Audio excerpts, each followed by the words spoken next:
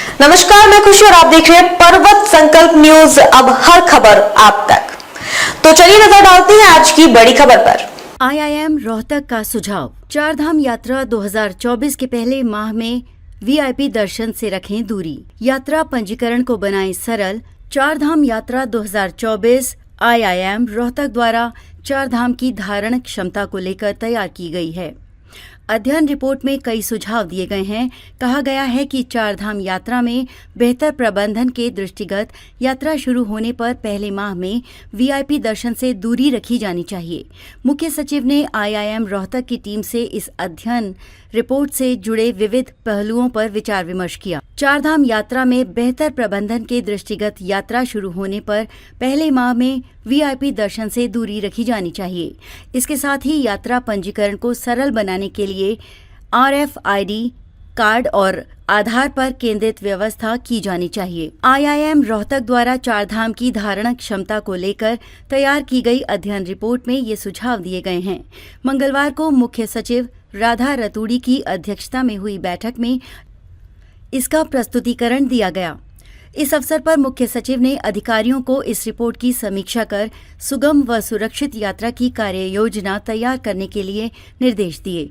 मुख्य सचिव ने IIM रोहतक के निर्देश व उनकी टीम से इस अध्ययन रिपोर्ट से जुड़े विविध पहलुओं पर विचार किया। धामों की धारण क्षमता के सटीक आंकलन का प्रयास किया जाए। मुख्य सचिव ने जोर दिया कि चारधाम की सुगम व सुरक्षित यात्रा के लिए बनने वाली कार्य योजना के लिए चारधामों की धारण क्षमता के सटीक आंकलन का प्रयास किया जाए।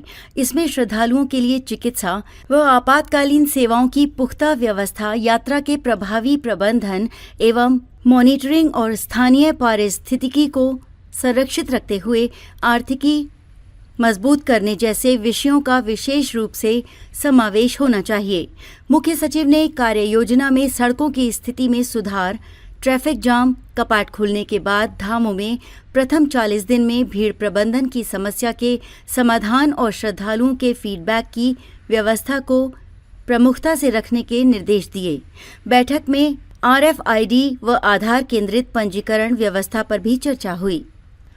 साथ ही चारधाम यात्रियों की सुविधा के दृष्टिगत SMS के जरिए मौसम के पूर्वानुमान की व्यवस्था लागू करने, यात्रा मार्गों पर PPP मॉडल या CSR के तहत चिकित्सा सुविधा प्रदान करने, धामों में भीड़ प्रबंधन के लिए समूह में दर्शन व्यवस्था लागू करने, पार्किंग क्षमता की समीक्षा जैसे विषयों पर विचार किया गया। बैठक में अपर मुख्य सचिव आनंद वर्धन समेत अन्य अधिकारी उपस्थित थे। ये आंकी गई है धारण क्षमता। अध्ययन रिपोर्ट में चारधामों में यात्रियों के प्रवाह के आधार पर धारण क्षमता का आंकलन किया गया है।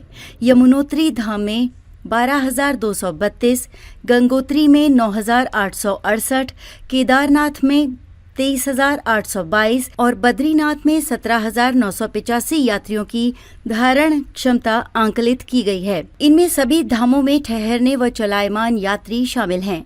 भीड़ प्रबंधन के लिए पंजीकरण रिपोर्ट में भीड़ प्रबंधन को धामों में दर्शन के लिए पंजीकरण व दृष्टिगत अन्य स्थानों को भी शामिल करने पर जोर दिया गया है।